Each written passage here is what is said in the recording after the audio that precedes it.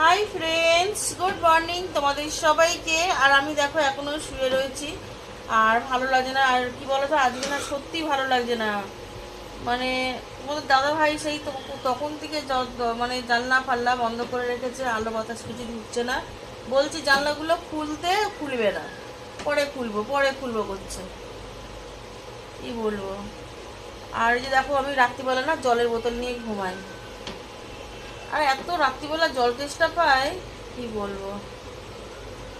আর আমি আমি জলের বোতল নিই বলে তোমার দাদা ভাই রেগে যায়। আর এই দেখো আধে রাত্রিবেলা উঠে জল খেয়ে নিয়েছে। তো বন্ধুরা, তোমাদের কি চাটা খাওয়া হয়ে গেছে? আর আমার কিন্তু এখনো চা খাওয়া হয়নি।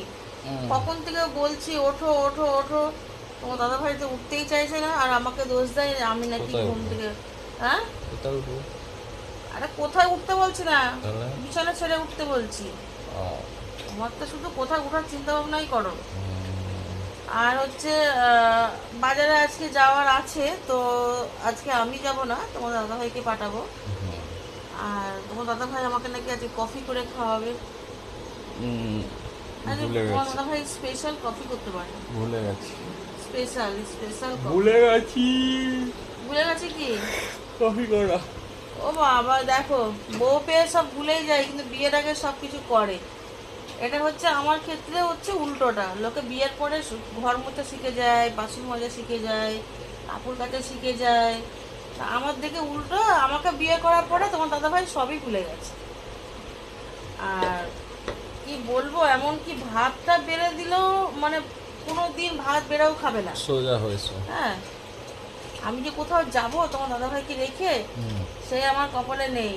মানে উনি কোনোদিন ভাত বলে কি, তুমি আমাকে বেড়ে দাওনি কেন? একদিন তোমার দাদাভাই ভাত বেড়ে নিয়ে এসে বলে কি, আমার ভাতটা আজ পেট ভরেনি।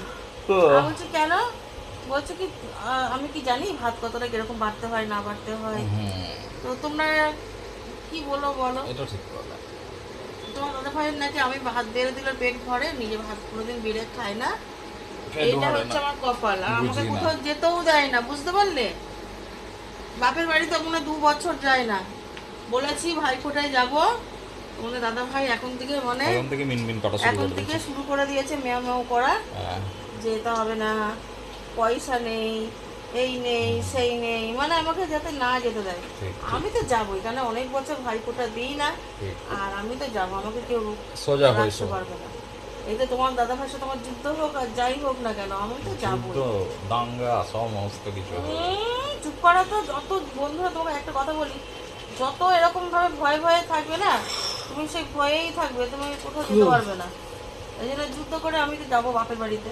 2 বছর যায় না বলো, 2 বছর সারা জীবনের জন্য থাকতে পারবে তো সারা জীবনের মতন? হ্যাঁ, সে তো তুমি তো পারবেই, আমার তো সুবিধাই হবে। এখন মিনমিন করছে, মনে মনে বলছে একবার তুই যা, তারপরে আমার পুরো পাখনা গজিয়ে যাবে। পাখনা ডানা কেটে দিয়েই আমি যাবো। ডানা কেটে দিয়ে যাবো মানে? হ্যাঁ, যাতে তুমি উঠতে না পারো। না চলবে, তুমি যাতে উঠতে না পারো, সোজা হয়েছেও না, উঠতে যাতে না পারো।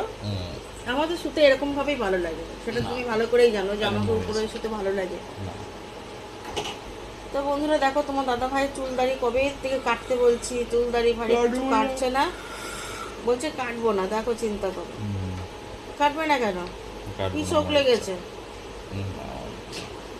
দাদা ভাইয়ের ইচ্ছা, বলছি একটু পার্লারে যাও, সবাই এটা করে একটু করো। আগে এত মানে ফান্টা ফান্টা মারতো, এখন দেখো কেমন হয়ে গেছে।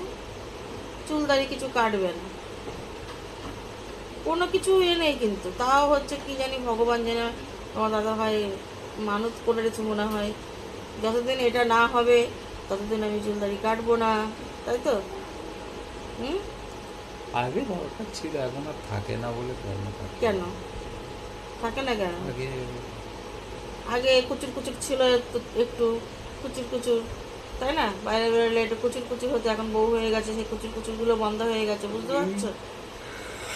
তো কি বলবো, পুজোর সময় তো এত ঘুরেছিলাম না, সেই হাত পা ব্যথা মনে আমার এখনো আছে।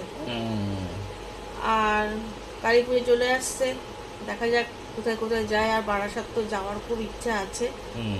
আর সত্যি কথা, কোনো বছর বারাসাত আমরা যাইনি, মানে বিয়ের প্রথম গেছি, বিয়ের প্রথমে একবার নিয়ে গেছি, তাহলে একবার। একবারই তো, এত তা আবার কি? বছরে, এত বছরে মানে 10 বছর প্রায় আমার বিয়ে হয়ে গেছে। তো 10 বছরে একবার তোমার দাদা ভাই আমাকে নিয়ে গেছিল, সেই আমার একটু মনে আছে, তো বাকি ভুলেই গেছি। আর ও হচ্ছে কলকাতা ছাড়া তোমার দাদা ভাই আমাকে কোথাও নিয়ে যায় না।